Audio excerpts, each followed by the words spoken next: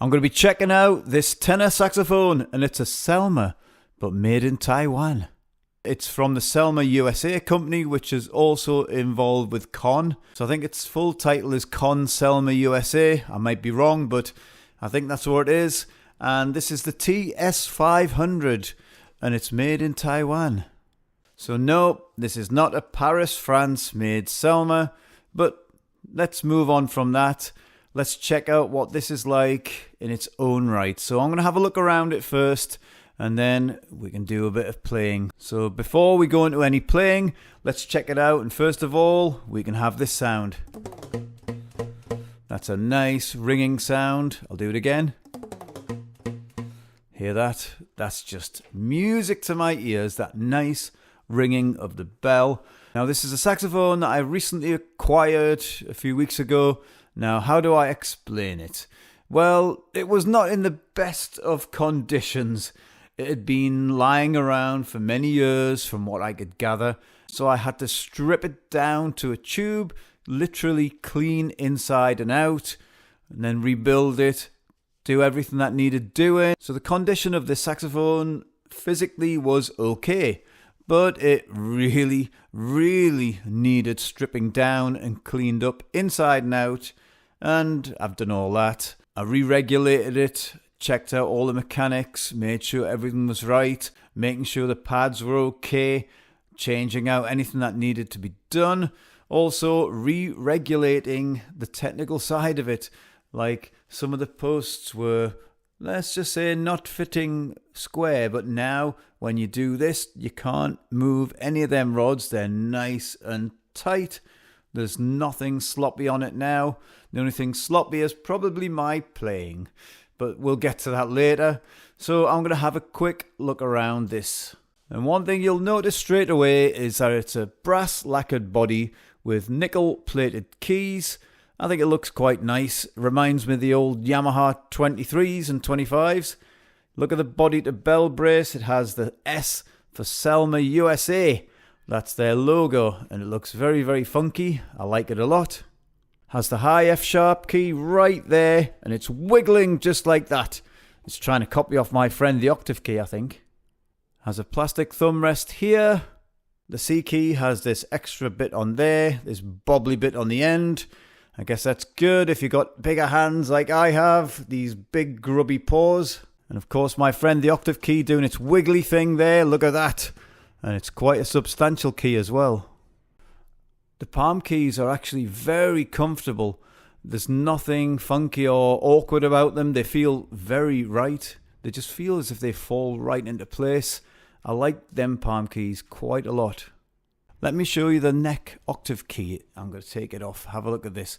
I actually like this because it's kind of cute.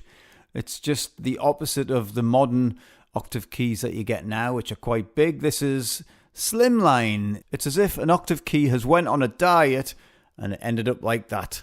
Or it's been put in a washing machine and it's shrunk.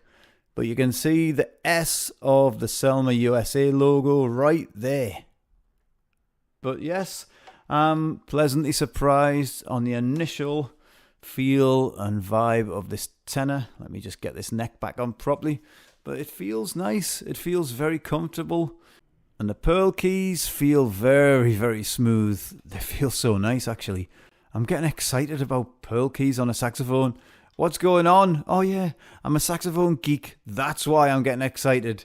So these small details mean a lot to somebody like myself because I can feel all these small, minuscule details that add up to the comfort and the pleasure of playing saxophone. So yes, pearl keys mean a lot. The pinky cluster is very nice as well. It's comfortable under the fingers.